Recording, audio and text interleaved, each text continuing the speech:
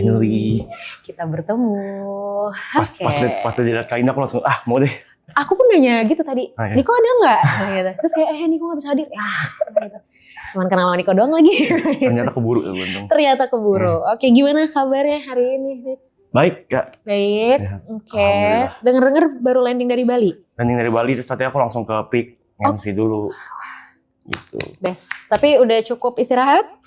Belum Walaupun sih. mungkin tidak ada kata cukup ya kayaknya buat kalian akhir-akhir ini ya. Jujur Ya, belum sih. Gitu. jujur belum. Oke. Tadi aku nge-MC 50% nyawa Kak, udah setengah nyawa aku kayak melayang. Serius. Pas nyampe rumah tadi aku liat Kak Indah, tadi aku udah gak mau ikut ini kan, maksudnya kayaknya gak keburu deh. Pas liat Kak Indah, Kak Indah yaudah deh. Terima kasih loh, aku merasa sangat tersanjung jadinya. Tapi tuh ini sih, maksudnya tuh emang kejadian karena apa ya, kayak kita present something ke orang lain, terutama kayak berhubungan sama kayak apa ya, sesuatu yang berkaitan sama pekerjaan-pekerjaan kayak MC gitu kan, psikolog gitu. Itu kan kita harus all out ya gitu, walau kita capek atau apa segala macam. Karena aku kerasa banget pas selama bulan puasa ini, kalau sesi konseling siang-siang bolong nih atau sore-sore menjelang buka, itu aku lagi ngomong, mulutku ngomong, tapi otakku tuh gini, gue tadi ngomong apa ya? Lupa.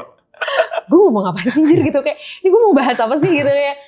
Emang tantangannya, jadi aku paham banget pas tadi kamu bilang kayak benar-benar sisa 50% pas kamu nge-MC. Tapi keren sih, kamu tetap profesional jalanin itu. So, is there something that you want to tell me? Sebenarnya nggak jauh-jauh sih dari yang waktu kita ketemu di seminar itu. Oke. Waktu itu kan kita ngobrol soal berdamai sama diri sendiri ya. Yes. Iya. Kayak masalahku nggak jauh-jauh dari situ Kak.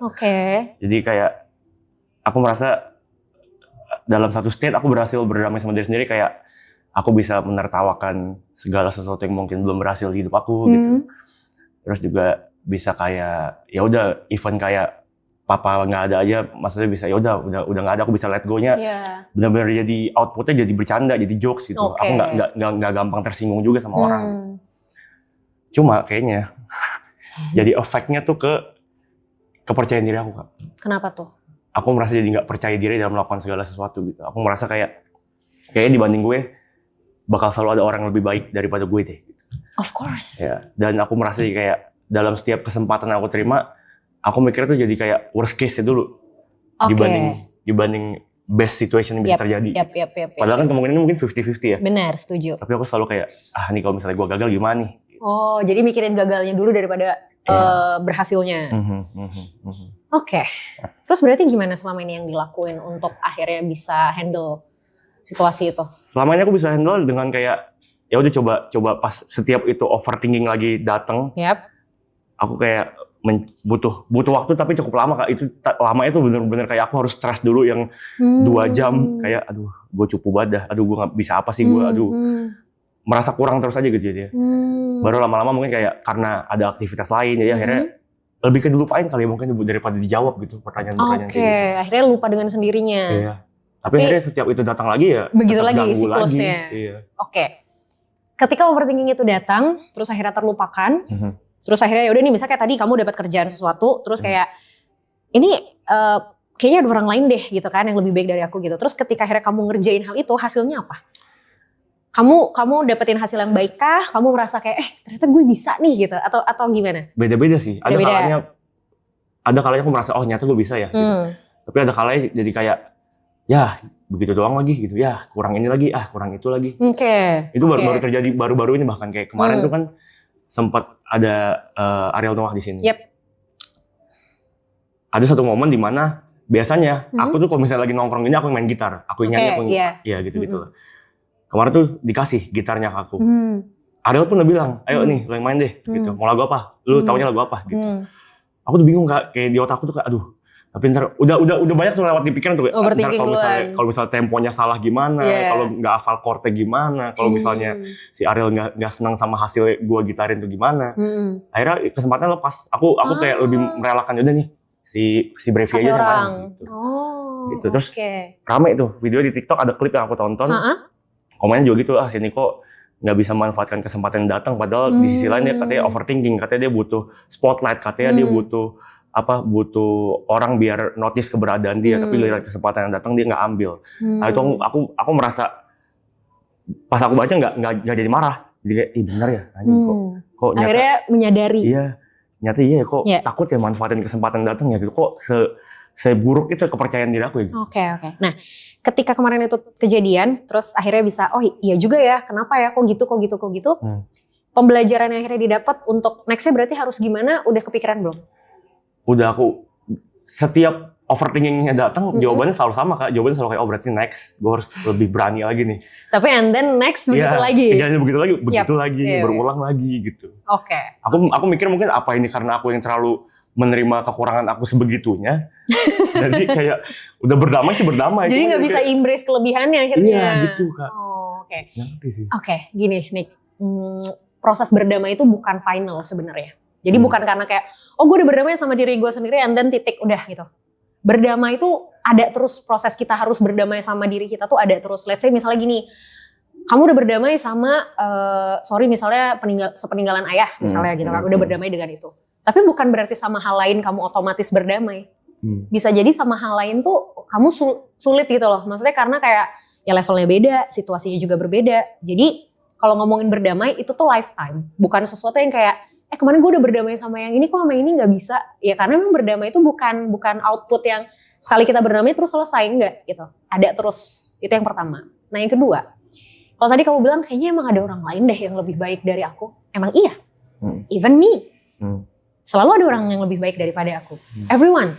Misalnya siapapun gitu. Siapapun tuh, misalnya Gary gitu kan. Selalu ada orang lain yang lebih baik dari dia. Itu Arab, selalu ada orang lain yang lebih baik dari dia. Selalu ada orang lain di sekitar kita yang lebih baik dari kita. Tapi ada orang lain yang lebih baik dari kita bukan berarti kita jadinya terlihat buruk. Gitu loh. Ketika ada orang lain yang lebih baik dari kita bukan berarti kita gak baik. Gitu. Karena ya misal deh gini deh. Misal anak kecil sekolah dasar, anak kelas 6 SD sama anak kelas 4 SD. Siapa yang lebih banyak tahu tentang pelajaran? Harusnya. Anak kelas 6. Anak kelas 6 dong. Ya. Tapi apakah anak kelas 4 SD pasti tidak lebih pintar? Belum tentu. Karena bisa jadi dia pintar di saat dia kelas 4 itu. Atau dia pintar di bidangnya. Nah si anak kelas 6 ini juga pintar di kelasnya dia ketika dia kelas 6. Gitu loh. Itu yang tadi aku bilang kayak ketika ada orang lain yang lebih baik dari kita, bukan berarti kita buruk. Bukan berarti kita tidak mampu melakukan sesuatu yang baik juga. Beda ininya aja, beda bukan level juga ya. Beda situasinya aja. Gitu. Apakah kita akan nyampe ke titik itu? Mungkin. Apakah kita mau nyampe ke titik itu? Ya belum tentu. Kan gitu. Atau apakah ketika kita sudah nyampe ke titik itu maka kita sudah jadi yang terbaik? Enggak. Karena kan ada lagi yang di atasnya. Si anak kelas 4 udah nyampe ke kelas 6, apakah dia sudah jadi yang terbaik? Belum tentu juga. Karena ada anak kelas 1 SMP, 2 SMP, bahkan ada anak kelas 3 SMA, misalnya kayak gitu. Itu yang harus dipahami, mindset itu. Gitu loh. Jadi, menjadi tidak lebih baik dari orang lain itu gak apa-apa. Tapi bukan berarti kamu gak bisa lakuin sesuatu. Dan ketika kamu mikirin tentang worst case, itu bagus banget nih sebenarnya. Tapi, kamu juga harus tetap prepare for do the bestnya. Gitu loh. Kayak prepare for the worst, iya. Tapi berusaha untuk melakukan yang terbaiknya juga iya gitu. Jadi in case kamu mikirin kayak aduh ini gimana ya kalau gini, ini gimana ya kalau gini, ini gimana ya kalau gini. Coba dibalik, gimana kalau bisa? Atau gini, cari antisipasinya. Kalau misalnya kamu mau keluar rumah, lihat di luar rumah tuh mendung. Biasanya yang ditakutin apa? Hujan. Yeah. Supaya gak kehujanan harus ngapain? Pakai payung. Pakai payung kan? Antisipasi dong. Yeah. Beda kalau misalnya gini. Duh mendung lagi, ya ntar kalau gue kehujanan gimana? Ya kalau kehujanan ntar gue sakit. Kalau udah sakit ntar gue gak bisa datang ke acara. Kalau gue gak bisa datang ke acara ntar gue di blacklist sama panitia. Kalau gue di blacklist sama panitia gue gak bisa dapat kesempatan kerja lagi. Semua tentang worst case, tapi kita lupa ada antisipasi untuk kita bisa menangani worst case ini. Nah, aku pengen ngajak kamu untuk fokus ke antisipasinya bukan worst case-nya. Oke, udah tahu worst case-nya apa, and then apa antisipasinya. Misal, aduh gimana ya kalau gue gak bisa? Oke, tanya tuh ke diri sendiri. Yang bikin gue ngerasa gak bisa apa? Oh ternyata ini adalah field baru buat gue. Oh ini tempat baru buat gue. Oke, antisipasinya berarti gue harus cari tahu. Apa nih, tempat ini tuh tentang apa? Gue bakal ketemu sama siapa aja? Orang-orang itu kayak gimana? Antisipasi. Kalau ternyata, balik lagi soal hujan dan mendung. Kalau ternyata hujannya beneran kejadian, at least kamu bawa payung. Ya kan? Tapi kalau ternyata hujannya gak jadi, bawa payung kan gak masalah. Gitu loh. Jadi itunya. Gitu. Nah, masalahnya adalah ketika kamu belajar sesuatu dari kesalahan kamu, oh ya next harus gini, next harus gini, next harus gini. Oke, secara logik, secara kognisi mungkin tahu next harus apa. Nah berarti yang kurang apa? Dilakukannya. Itunya. Nah dilakukannya ini bisa jadi antisipasi ketika worst case-nya udah mulai kepikiran. Misal kepikiran worst case. Terus ini kayaknya kejadiannya sama kayak kemarin deh. Oh kemarin tuh gue belajar harusnya gue bisa lebih manfaatin kesempatan dengan cara gini. Yaudah gue jadiin antisipasi itu untuk gue lakuin sekarang. Jadi at least kegagalan yang kemarin gitu ya. Pelajarannya tuh bukan cuma di kepala doang, tapi beneran dilakuin. Nah yaudah sekalian aja jadiin antisipasi dari ketakutan berikutnya. Kebayang nggak maksudnya? Gitu. Oke, ada tanggapan dulu nggak?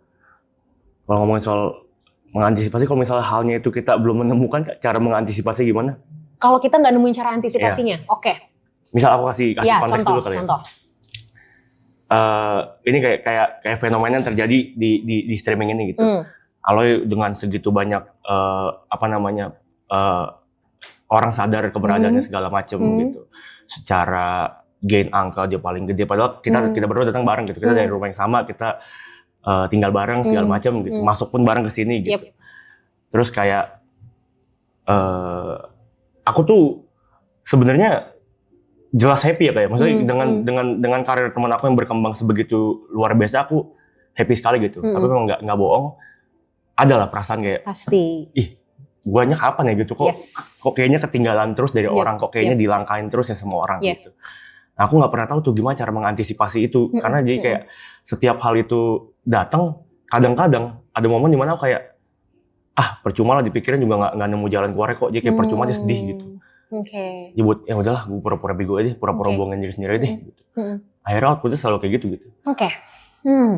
Kalau ngomongin itu, kalau kita ngomongin antisipasi ya dari kasus itu.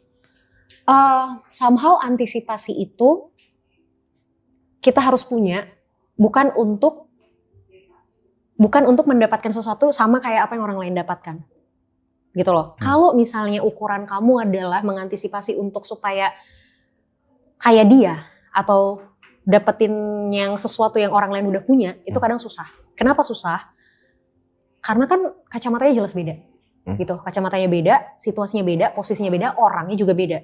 Jadi si antisipasi ini nggak selalu work sebenarnya gitu.